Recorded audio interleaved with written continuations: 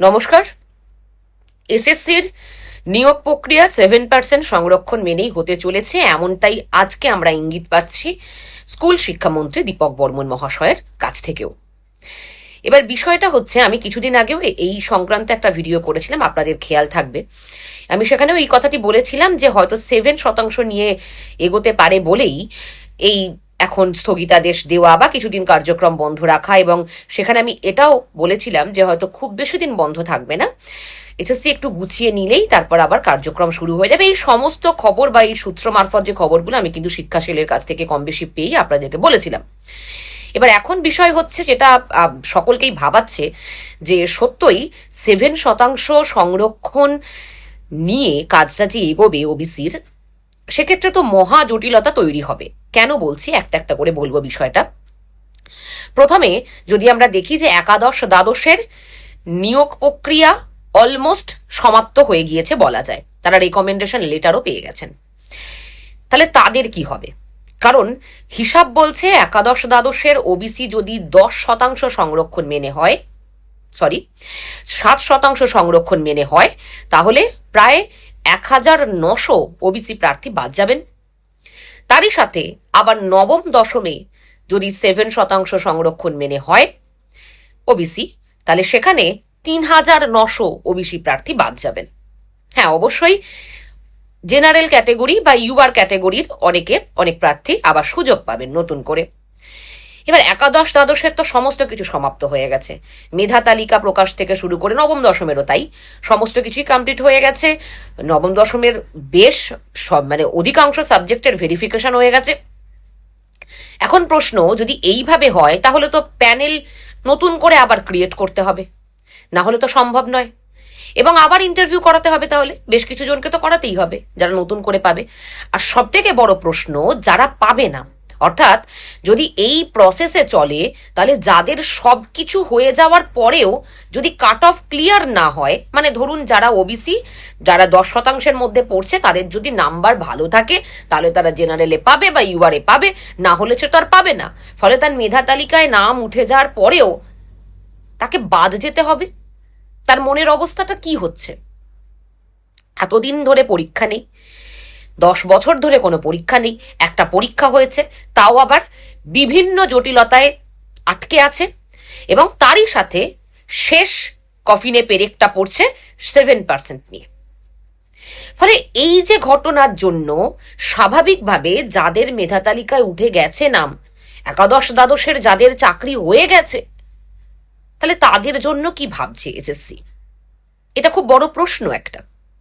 এবং এ বিষয় নিয়ে আমি অবশ্যই মনে করি যে মন্ত্রী মহাশয়দের এড়িয়ে না গিয়ে, এসএসসি জানে বা এসএসসি বলতে পারবে এরকম এড়িয়ে না গিয়ে, যথার্থভাবে সকলের চাকরি প্রার্থীদের মুখোমুখি হয়ে কথা বলতে হবে, সমস্ত ক্লারিফিকেশন দিতে হবে যে কি ভাবছে তারা।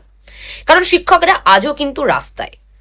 আর এখান থেকে প্রশ্ন ওঠে যে আমরা দেখেছিলাম তৃণমূল আমলে শিক্ষকরা আন্দোলন করেছে, পুলিশের লাঠি খেয়েছে, সে ভয়ানক যে দৃশ্য। এবং সেই কারণেই আমরা এটাও খেয়াল করেছি, যখন আমাদের মুখ্যমন্ত্রী, বর্তমান মুখ্যমন্ত্রী, তখন সেই সময় পূর্বতন সরকার যখন ছিল, তিনি যখন বিরোধী দলের ছিলেন প্রার্থী, তখন তিনি ওই 26,000 শিক্ষকদের পাশে, শিক্ষাকর্মীদের পাশে থেকেছেন, আশ্বাস দিয়েছেন।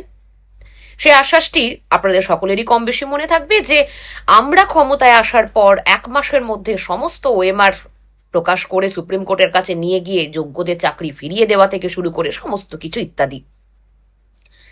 এই যে এতগুলো প্রতিশ্রুতি, সেগুলোর একটাও কিন্তু আপাতত মিলছে না। এবার কম বেশি শোনা যাচ্ছে যে সুপ্রিম কোর্টের কাছ থেকে সময় চাওয়া হবে বা চাওয়া হচ্ছে, এবং যাতে পরবর্তী বা আগামীতে এসএসসি নিয়ে আর মামলা না হয় সেই কারণবশত এই প্রক্রিয়াটা সম্পন্ন হচ্ছে। অন্তত পক্ষে আপনারা যদি একটু খবর নেন, আপনারাও জানবেন যে সমস্ত বিভিন্ন অধ্যাপকদের বা যে শাসক দলের যে সমস্ত এই জায়গাকার যারা মোটামুটি যুক্ত আছেন, তারা কিন্তু এই কথাটাই বলছেন। আপনারাও খোঁজ নিলে পাবেন যে ভবিষ্যতে যাতে আর জটিলতা না তৈরি হয় সে কারণেই এই পদক্ষেপ নিচ্ছে এসএসসি। এবং কিন্তু প্রশ্ন উঠছে যে এটাই কি সত্য, নাকি এর পিছনে অন্য কিছু আছে? আমি ধরে নিচ্ছি যে 2026-এর 18ই মে যে সরকারি বিজ্ঞপ্তি ওবিসি মানে ওবিসি সংক্রান্ত আসে, সেই ভিত্তিতে এই 7% চলছে বা এগোবে কাজ। কিন্তু ঘটনা হচ্ছে যে এসএসসি বা সেকেন্ড এসএলএসটি তো অন্য 4-5টা পরীক্ষার মতো নয়। এখানে শুধু ফ্রেশার্সটা নেই, 2016 সালে যোগ্য শিক্ষকরা আছেন এবং যোগ্য শিক্ষকদের জন্য সুপ্রিম কোর্ট থেকে নির্দেশ ছিল যে তারা যেন কোনো রকমভাবে বঞ্চিত না হয়, অবহেলিত না হয়, তাদের সমস্ত রকমভাবে সহায়তা করা প্রয়োজন বা করতে হবে। তাহলে এখান থেকেও প্রশ্ন উঠছে, সেটা কিভাবে সম্ভব? তারা তো আজও রাস্তায় আন্দোলনরত। এবার এ প্রসঙ্গে অনেকেই হয়তো আমাকে বলতে পারেন যে সরকার বিরোধী কথা বলছেন। না, সরকার বিরোধী কথা যদি প্রয়োজন না পড়ে আমি অবশ্যই বলি না, এবং প্রয়োজন পড়লে অবশ্যই বলবো। তেমনটাই কথা যে আজকে তাহলে কেন শিক্ষকদের রাস্তায় নামতে হচ্ছে বা রাস্তায় থাকতে হচ্ছে, আন্দোলন করতে হচ্ছে? কারণটা খুব জলের মতো পরিষ্কার, যে এই জটিলতম অবস্থাটা যদি না তৈরি হতো তাহলে এটা হতো না। তাহলে যারা বাদ যাবেন তারা কি করবেন এখন? এবার ওই 10%কে বাদ দেওয়া নিয়ে ওবিসির তাই এত সমস্যা তৈরি হলো।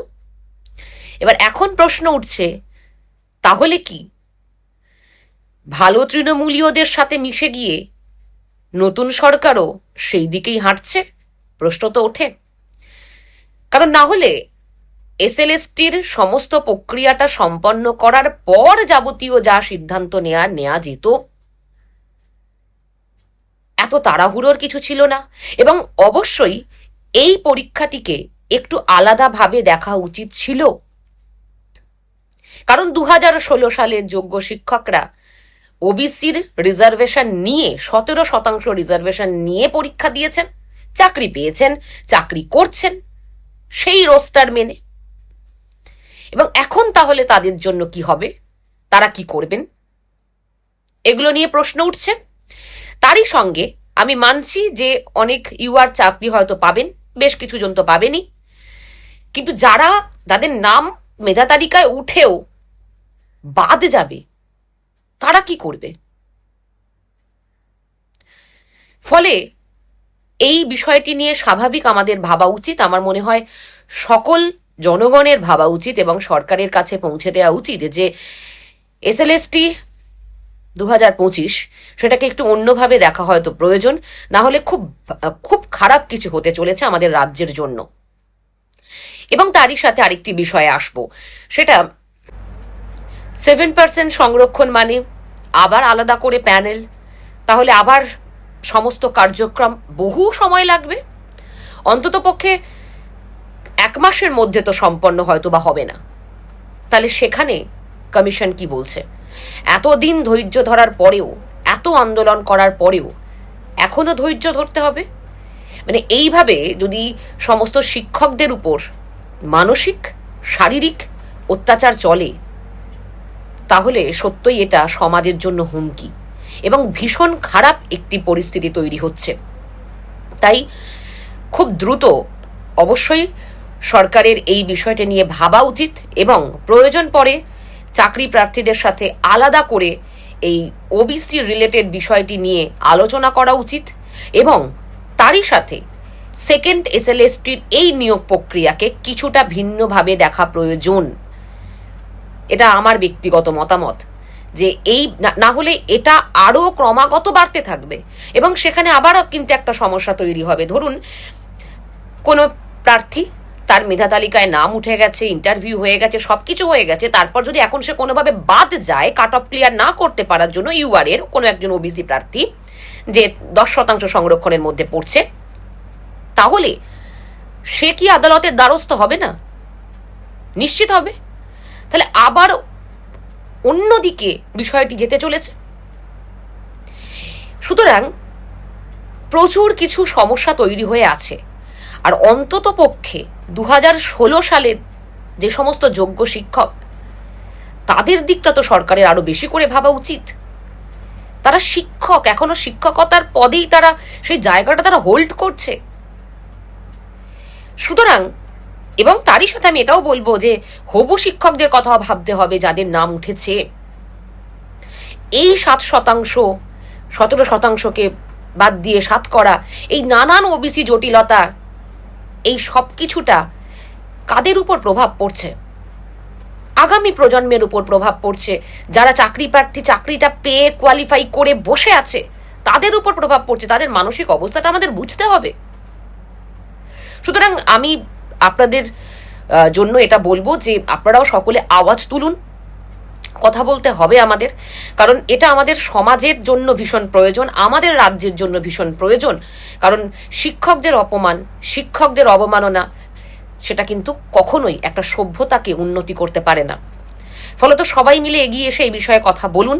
আমাদের এই বার্তাটা পৌঁছে দিতে হবে সরকারের কাছে, কমিশনের কাছে, যে অবশ্যই জনগণ চাইছে, সমস্ত মানুষ চাইছে সেকেন্ড এসএলএসটি কিছুটা যেভাবে হচ্ছে সেভাবেই হতে দেওয়া হোক। কারণ এখন যাদেরকে বাদ দেবেন তারা কিন্তু অন্য পথ বেছে নিতে পারে, ফলে সেটাও খেয়াল রাখতে হবে সরকারকে।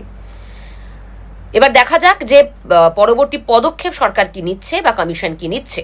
তবে এতটুকু যেটুকু আজকে আমরা খবর পাচ্ছি, এবং আমি আগেও যেহেতু আপনাদের সাথে শেয়ার করেছিলাম বিষয়টা, সুতরাং তাই আমার মনে হলো যে আমি নিজে, এটা আমার দায়িত্ব আপনাদের সাথে বলা বিষয়টা। এবং তারই সাথে এটাও খুব সত্য যে বহু দিন সময় যদি লেগে যায় বা আরও যদি মাসের পর মাস কাটতে থাকে, শোনা যাচ্ছে এদিক ওদিক থেকে ফেব্রুয়ারি মাসের পর্যন্ত বা ফেব্রুয়ারি মাসের মধ্যে সবকিছু হয়ে যাবে, কেউ কেউ বলছে ডিসেম্বর মাসে হয়ে যাবে।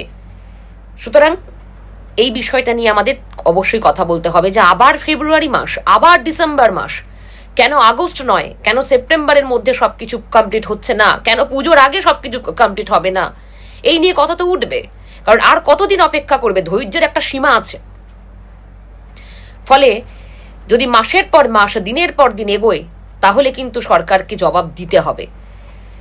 কারণ প্রতিশ্রুতি এই সরকার আসার আগে নিজেরাই দিয়েছিল, এবং এই 26,000 শিক্ষকের, শিক্ষাকর্মীর কিন্তু যথেষ্ট অবদান আছে নতুন সরকারকে তাদের পদে আসীন করার জন্য, সেটাও মাথায় রাখতে হবে সরকারকে। সুতরাং সমস্ত দিক বিবেচনা করে আমার মনে হয় সকলে কথা বলুন, সকলে আওয়াজ তুলুন, না হলে খুব খারাপ দিন আসতে চলেছে। এবং আজকে এনাদের সাথে হচ্ছে, কালকে আপনার সাথেও হতে পারে। তাই আজকে সকলে মিলে একত্রিতভাবে এর বিরুদ্ধে কথা বলুন। ধন্যবাদ।